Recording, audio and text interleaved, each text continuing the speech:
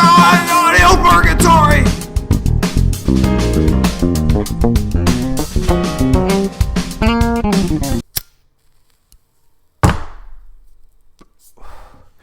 Hello everyone and welcome back to another episode of Audio Purgatory. It's your boy Shaggy Haggard, Pasty Pickle here, episode 11, and since the last episode, I caught COVID-19.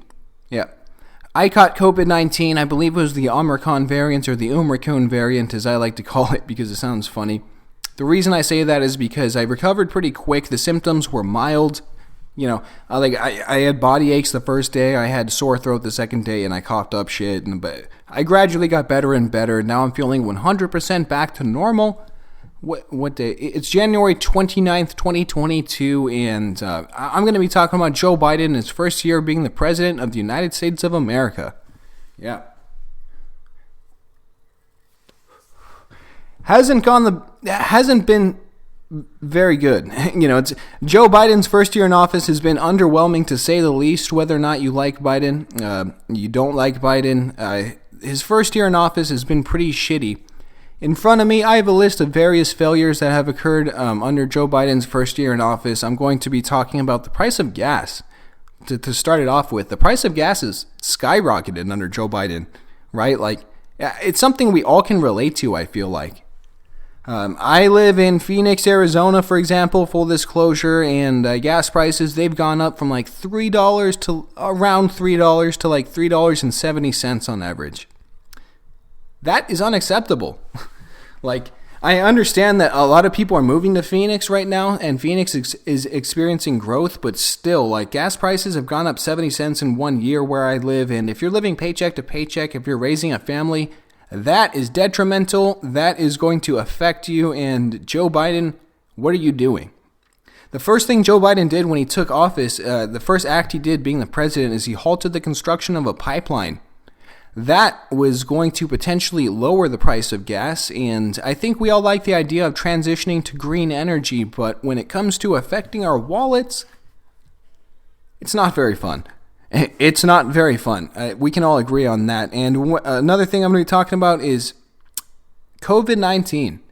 Joe Biden and his approach to COVID-19, that's also been a bit of a disaster. I don't know if you remember, but when Joe Biden was running to be the president of the United States against Donald Trump, his entire campaign was built on the fact that he was going to stomp out COVID. Like, that was his thing. He was bragging about, like, oh, if I'm the president, I'm going to stomp out COVID. Donald Trump didn't tackle COVID very well. We're going to flatten the curve. And now that Joe Biden is the president in 2021, first year in office, more people caught COVID-19 than they did in 2020, if you look at the numbers. In 2020, under Donald Trump, that's when COVID was becoming like a worldwide phenomenon, like a worldwide pandemic, and more people actually caught COVID under Biden, ironically. And there's also the vaccines. There's Joe Biden and his approach to the vaccines and the COVID-19 vaccine mandates. He's really been pushing for. You know, if you're not aware, Joe Biden has been really interested in forcing you to take a vaccine. Like, he has made several attempts to enforce it and like vaccine mandates on a federal level, and they've all been shot down by the courts. He recently tried to enforce it through OSHA. He tried to force you to get a vaccine through OSHA, and that was also shot down by the courts. You know, it's like, Joe Biden, why are you so interested in forcing us to get a vaccine? I know several people that actually got the vaccine and then they still caught COVID. So arguably the vaccines don't work that well, you know, because they're called breakthrough cases. I know several people that got the vaccine and they still caught COVID. Just like me, I never got the vaccine and I caught COVID. So it's like, what's even the point of enforcing it on a federal level? Like, it's completely pointless. But anyway, I'm going to transition here to Joe Biden and his approach to foreign policy. What an exciting topic, Joe Biden's approach to foreign policy. You got to talk about that when you take a beautiful woman out on a date. She's going to really appreciate that.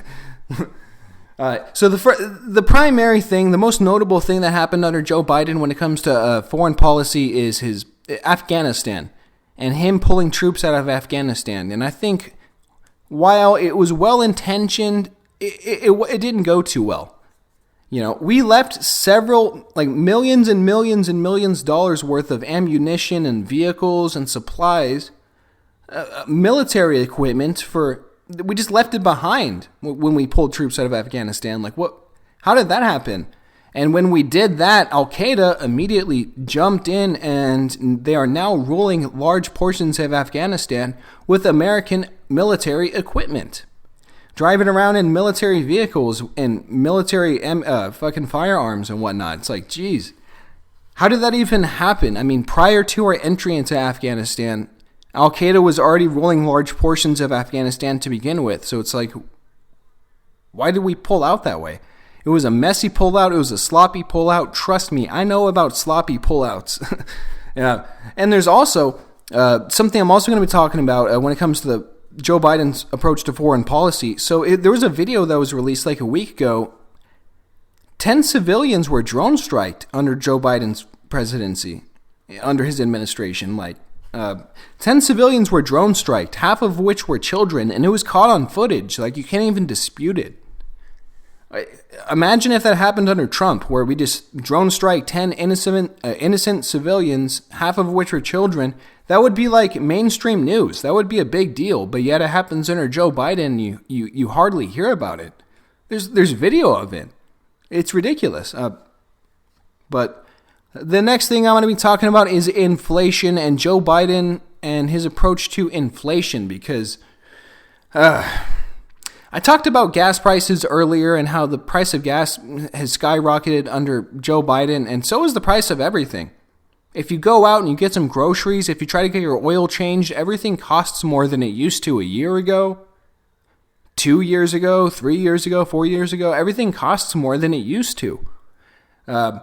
So inflation is a legitimate issue right now, and Joe Biden's approach to tackling inflation is printing more money. Joe Biden is really, him and his administration, they're pushing for these massive multi-trillion-dollar budgets and these spending bills, these infrastructure bills. He's trying to encourage the printing of trillions of dollars during a time when the American dollar is experiencing a decrease in its purchasing power. It's completely ass backwards. It's like Joe Biden is purposely trying to stoke the flames of inflation and promote inflation by printing trillions of dollars. Like, I don't understand it. With all of that, there's Joe Biden and his cognitive decline. The guy's like 78 years old. Every time he goes out and does a speech, every time he goes out and says something, he fucks up. He says something stupid. He speaks gibberish. He doesn't know how to form a sentence together properly. It's kind of sad. He's referred to Kamala Harris as the president, like, on more than one occasion, like 5 or 6 occasions. I can make a whole episode alone, just of Audio Purgatory, strictly on Joe Biden and the multiple fuck-ups he's done while making speeches. And it's just completely ridiculous. But aside from that, I hope you enjoyed. Please like, comment, subscribe, contribute to the conversation, even if you disagreed. And that's going to be it, everyone. Bye-bye.